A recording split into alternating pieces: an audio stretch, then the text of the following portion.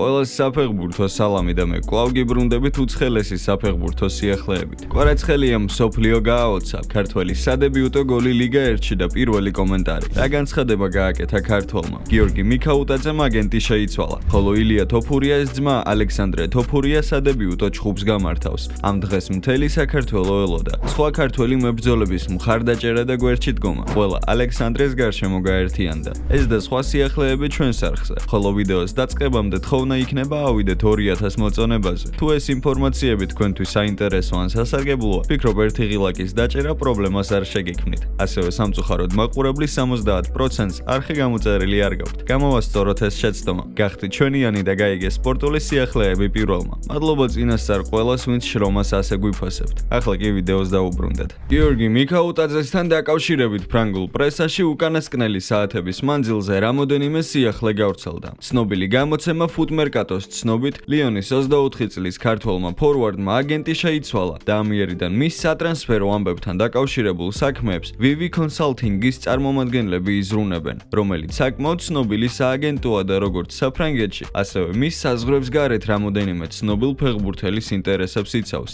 სხვა ფრანგული გამოცემები კი წერენ იმ არჩევნის თაობაზე, რომლის გაკეთებაც უახლოეს მომავალში ოლიმპიკის ახალ მთავარ მწვრთნელს მოუწევს. რთული სატურნირო მდგომარეობიდან გამომდინარე, პაულო ფონესკას შეცდომის დაშვების უფლება აღარ აქვს, რადგან თითოეულმა მარცხმა ლიონელები ევროზონას შესაძლოა კიდევ უფრო დააშორონ. პორტუგალიელ სპეციალისტს შეახსენეს ფაქტი, მიუხედავად იმისა, რომ ლაკაზეტთან შედარებით ნაკლები სათამაშო დრო ეძლევა, მიქაუტაძემ წელს ყველა ტურნირზე ჩატარებულ 29 მატჩში 8 გოლის გატანა და 2 საგოლე პასის გაკეთება მაინც მოასწრო, რაც იმის დამადასტურებელია, რომ ის კიდევ უფრო მეტ ნდობას იმსახურებს. 20 მატჩში დაგროვებული 30 ქულით ლიონი ლიგა 1-ის სატურნირო ცხრილში მერვე ადგილს იკავებს. ოლიმპიკი მომდევნო შეხვედრას ხვალ მშობლიურ გრუპამას სტადიუმზე რეიმსთან ჩაატარებს, რომელიც თბილისის დროით 6 საათზე დაიწყება. ვიმედოვნოთ, რომ გიორგი მიქაუტაძეს სიტუაცია ნორმალიზდება და ის მეტ ნდობას და მეტ სათამაშო დროს მიიღებს, რადგან მხოლოდ ასე შეძლებს იმის დამტკიცებას, რომ ის ერთ-ერთი საუკეთესოა და ნამდვილად იმსახურებს ამ ყველაფერს.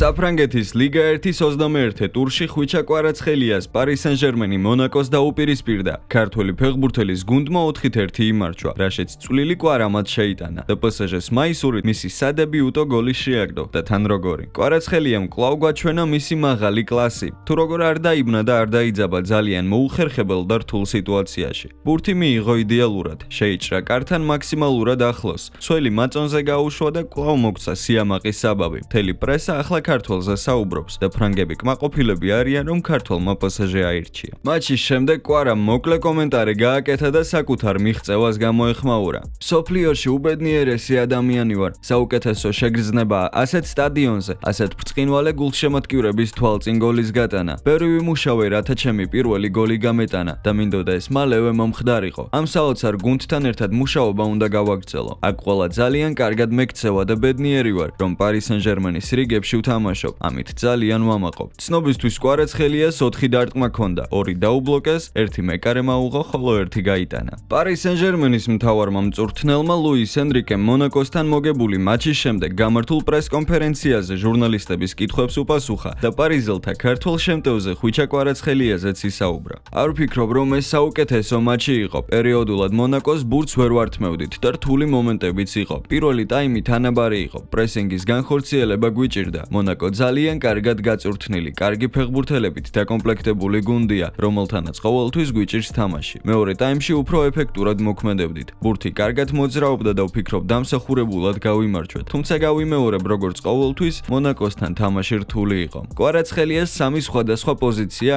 კვარას ფეხბურთის ყველა გულშემატკივარი ძალიან კარგად იცნობს. თუმცა ჯერ კიდევ ვაკვირდებით, რომელ პოზიციაზე გრძნობს ის თავს ყველაზე კარგად. ბრედლი ბარკოლასაც შეუძლია ცენტრში თამაში. კარგად თამაშობს ფლანგებზეც. იმავეს თქმა შეიძლება უსმან დემბელესეც. თამაშის მიმდინარეობიდან გამომდინარე ვიღებთ გადაწყვეტილებებს. ეს ეხება ლი კანგინსაც და დეზირე დუესაც. ვცდილობთ, რომ შემტევებმა სხვადასხვა პოზიციაზე ითამაშონ. კვარას რომ დაუბრუნდეთ, მას შეტევაში სამივე პოზიციაზე შეუძლია თამაში. დღეს თავისი მომენტი იდეალურად გამოიყენა ნამდვილი ცხრიანივით. ამას აკეთებდა ყოფილ კლუბშიც და ნაკრებშიც. დარწმუნებული ვარ, მომავალში ის დიდ სარგებელს მოგვიტანს. მატჩის დასრულების შემდეგ ფრანგულმა გამოცემებმა ქართველის მიმართ საქებარი სიტყვები არ დაიშურეს. ნახოთ, რას წერენ ფრანგული გამოცემები კვარაზე. Footmercato მერკატო. კვალინდებურად ძირითად შემადგენლობაში გამოჩენილმა ქართველმა ვარსკვლავმა საკუთარი თავი უკვე წარმოაჩინა. ეფექტური დრიბლინგები ჰქონდა, მობილური იყო და პრესინგზე კარგად ადიოდა. ლუის ენრიკეს სისტემაში სხვადასხვა პოზიციაზე გიწევს თამაში და კვარაცხელიაც ბევრს მოძრაობდა. გადამწყვეტ მომენტში როგორც იქნა თავი გამოიჩინა. მან მონაკოს მცველი დააბნია და საკუთარი გუნდი დააწინაურა. დუბლის გაფორმებად შეეძლო და გამორჩეული მატჩი ჰქონდა. გამოცემა მაქსი ფუტ.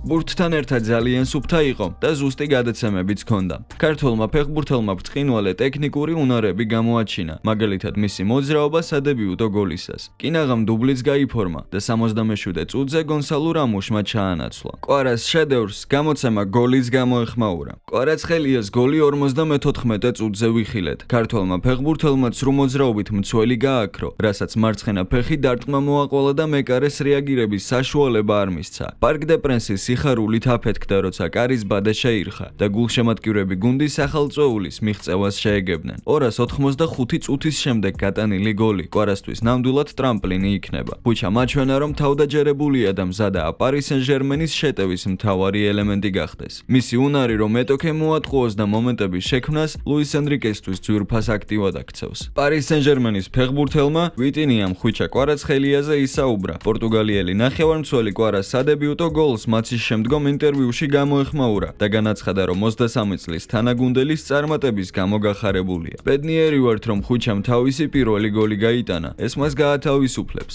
მარტივი არაა სეზონის შუა ნაწილში სხვა ქვეყნიდან ჩამოხვიდე. გუნდს ძალიან კარგად შეეწყო და თავისუფლება მივეცით, რათა თავი კომფორტულად იგრძნოს. იმედი მაქვს, ეს გოლი ბოლომდე გაათავისუფლებს. ის უკვე ძალიან გვეხმარება. ვიმედოვნოთ, რომ ამით არაფერი დამთავრდება და კვარაცხელია კიდევ ბევრჯერ და ბევრჯერ გაგვახარებს თავისი გოლებით, თაგოლე მოქმედებებით და უბრალოდ ლამაზი თამაშით. ასევე მოუთმენლად ველოდები, როდის დაიწყება სანაკრებო მატჩები, რათა ჩვენი ბიჭები ისევ შეიკრიბონ და ისევ გაგვეხარონ მთელი ქვეყანა. თქვენ კი შეგახსენებთ, რომ მოიწონოთ ვიდეო და გამოიწეროთ არხი. ეს ძალიან მარტივია, არხს კი ძალიან დაეხმარებით განვითარებაში. მადლობა. UFC 312-ზე ალექსანდრე თოფურიას მეტოქემ სუპერმსუბუქი წონითი დივიზიონის მებრძოლმა კოლბი თიქნესმა მოახლოებულ ბრძოლაზე ისაუბრა. როგორც ცნობილია, ალექსანდრეს კოდი ჰოდონთან უნდა ეჩხუბა, თუმცა ის ტრავმის გამო ბრძოლას ჩაეხსნა, რის შემდეგაც მის მეტოქედ კოლბი თიქნესი დასახელდა. მოსაბეზრებელი ბანაკი არ მქონია, უბრალოდ ვცდილობდი ფორმაში შევსულიყავი და წონა ჩამებარებინა. მუდმივად ვარჯიშობ, მაგრამ 2 კვირა ჩხუბისთვის მოსამზადებლად საკმარისი არაა. რა თქმა უნდა, ტაქტიკისა და სტრატეგიის შერჩევა შეგიძლია, მაგრამ ჩვეულებრივ პირობებში მოსამზადებლად 8 კვირაა საჭირო. ახლა ის გადამრჩენია შევიდე გალიაში და ჩემი ჩხუბი ვაჩვენო. შევისწავლე ალექსანდრე, გამოვყოფთი მის ძალასა და ზეწოლას. საუბარი მაქვს არა მხოლოდ დარტყმების, არამედ ჭიდაობის სიძლიერეზეც. ფიზიკურად ძლიერია, თუმცა აქამდე სუპერმსუბუქ ზონაში არ უჩხუბია, ამიტომ ზონაში საგრძნობლად უნდა დაიგლოს. ფიქრობ, მასთან საჩხუბრად მზად ვარ. თოფურიას სისუსტეები? მაქვს სამოქმედო გეგმა, მაგრამ დეტალებში არ შევალ. სუსტი მხარეები ყველას აქვს, უბრალოდ უნდა შეისწავლო. ამ შეცდომებს მეტოქე ან თვითონ უშვებს, ან შენ უნდა დააშვებინო. ორივე ტიპის სისუსტეები ვიცი, ამიტომ ახლა უნდა დაველოდო ჩხუბს და შევეცადო ჩვენი გეგმა სისრულეში მოვიყვანო. ალექსანდრეს ყველაფერს საუკეთესოს ვუსურვებ. იმედია ოქტაგონზე თავის საუკეთესო ვერსიას აჩვენებს და ღირსეულმა გაიმარჯვოს. ნამდვილად ღირსეული და დასაფასებელი სიტყვები ალექსანდრეს მეტოქისგან. წარმატებები ვუსურვოთ ალექსანდრეს, ეს ბრძოლა ძალიან ბევრს გადაწყვეტს. ასევე დასაფასებელია თუ როგორ გაერთიანდა და შეიკრა ყველა სხვა მებრძოლი ალექსანდრეს გარშემო. ეს არის მერაბ დვალიშვილი, მისი ძმა ილია თოფურია, გურამ ქუთათელაძე და ასე შემდეგ. როგორ ამხნევებენ მას ბრძოლამდე. ეს ერთობა ძალიან გვახასიათებს და წინ წაგვიყვანს. ყველამ დავწეროთ კომენტარებში #ძალა ერთობაშია. მოუთმენლად ველოდები ნოკაუტს თოფურიასგან. დღევანდელი ჩვენი ვიდეო დასასრულს მივახლოვდა. მე იმედი მაქვს, რომ ის ინფორმაცია, რომელიც შევკარით თქვენთვის, სასარგებლო ან საინტერესო მაინც იყო. წინ მეტი ცაცხლოვანი სიახლე გელოდებათ, ამიტომ არ მოიწყინოთ. დღეისთვის კი გამშვიდობებით და აბა, წარმატებები.